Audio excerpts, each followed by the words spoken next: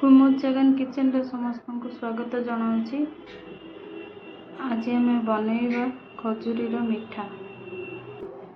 से मुझे राशि खजूरी आलमंड बटर बिना चीनी रे आम बनैबा आज मिठा।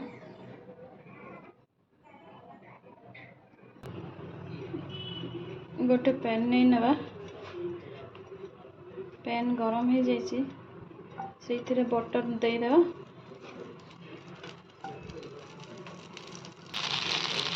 पकई ना आलमंड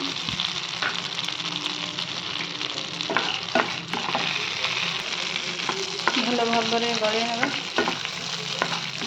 आलमंड हेल्दी देह बहुत हेल्दी प्रोटीन। पकईना खजूरी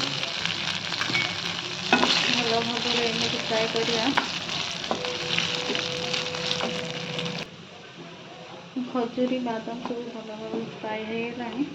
गैस बंद करनवा बाउल काढ़ी नवा।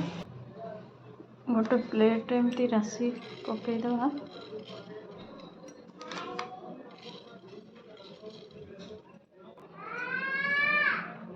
प्लेट रे काढ़ी नवा।